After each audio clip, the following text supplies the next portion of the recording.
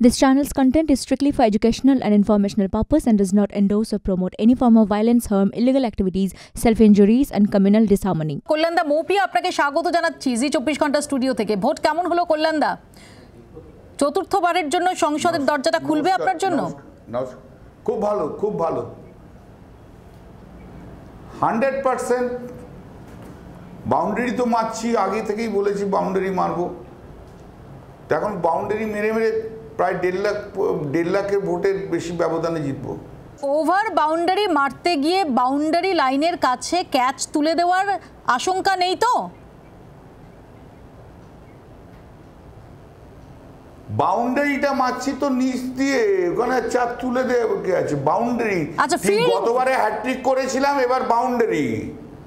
গতবারে হ্যাট্রিক ছিল, এবার বাউন্ডারি। সারা দিন আপনি নানা প্রান্তে ঘুরলেন, কাকে কঠিন প্রতিদ্বন্দ্বী মনে হলো? কবির শঙ্কর বসু নাকি দীপশিতা ধর? কাউকেই কঠিন মনে হয়নি। আমি 6বার নির্বাচনে লড়েছি। এইবারের নির্বাচনে আমার অভিজ্ঞতা হচ্ছে, যা দেখলাম অস্তিত্ববিহীন বিরোধী দলরা। বিজেপির তো কোথাও কিছু নেই, কোথাও কোথাও একটুখানি সিপিএম ছিল সকালবেলায়, বেলা 12টার পর 11:30-12টার পর থেকে কেউ করতেও নেই।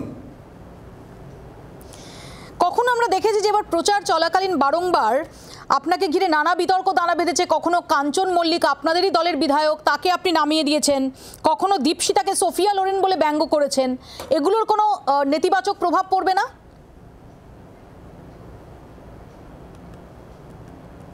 কোথাও কিছু নেই, সবাই আমাকে জানে। দীপশিতা প্রথম থেকে আমাকে অ্যাটাক করেছে, আমাকে উত্তর দিতে হয়েছে। দীপশিতা বলেছিল মিস্টার ইন্ডিয়া, আমি বলেছি মিসেস ইউনিভার্স। দীপশিতা বলেছে আমি চুরির টাকায় আমার ছেলে মেয়েকে পড়িয়েছি।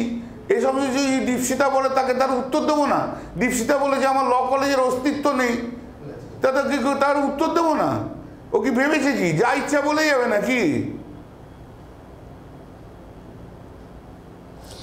কল্যাণদা, দুজন যে মূল প্রতিদ্বন্দ্বী আপনার, কবির এবং দীপশিতা, দুজনেই বয়সে অনেকটাই তরুণ।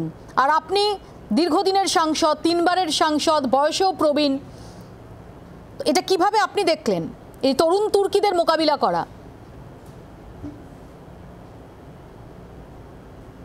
তরুণ, এরা তুর্কি নয়। তরুণই হতে পারে, কিন্তু তুর্কি নয়। হ্যাঁ, এখনো অনেক অভিজ্ঞতা সঞ্চয়ের দরকার আছে। দীপশিতা একটু অভিজ্ঞতা যদি সঞ্চয় করে, আগামী দিনে নিঃসন্দেহে ভালো একটা রাজনীতিবিদ হতে পারে। আর বিজেপির প্রার্থীর দ্বারা কিছু হবে না, ওয়ার্থলেস ক্যান্ডিডেট। কেন বিজেপি যে এরকম কি করে একটা ক্যান্ডিডেট দেয়, সেটাই আমি বুঝতে পারলাম না।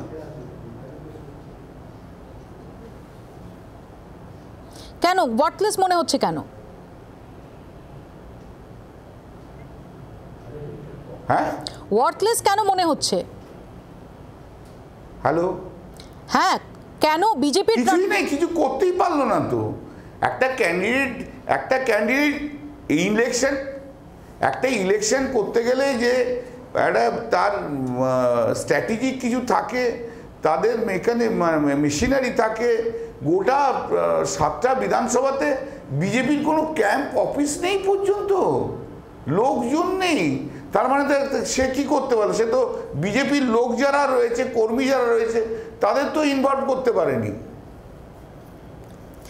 কল্যাণদা, যদি আমরা দেখি যে শ্রীরামপুর লোকসভা কেন্দ্রে একটা বড় অংশের অবাঙালি ভোটার রয়েছেন এবং একটা বড় অংশের সংখ্যালঘু ভোটার রয়েছেন, সেক্ষেত্রে বিজেপি প্রার্থী বা আইএসএফ প্রার্থী এখানে কোথাও একটা অ্যাডভান্টেজ পাবেন না?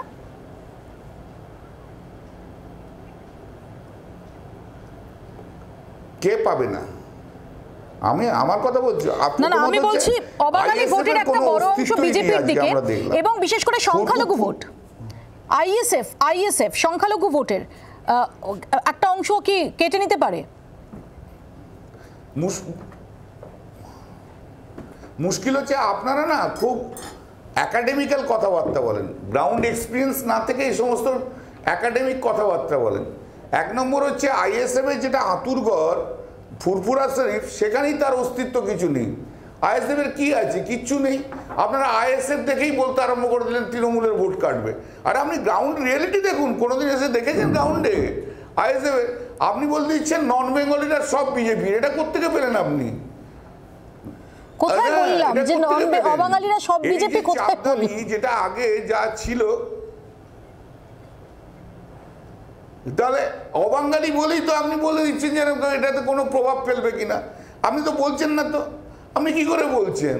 আপনি যদি আসতেন, যারা আপনার প্রতিনিধিরা ছিল, দেখবেন তাদের জিজ্ঞেস করবেন চাপদানিতে আজকে সব মানে সব তৃণমূলেই ভোট দিচ্ছে, ওখানে তো অবাঙালি ভোটার বেশি, ওখানেও তো মাইনরিটি ভোটার বেশি, তো আইএসএফটা কোথায়?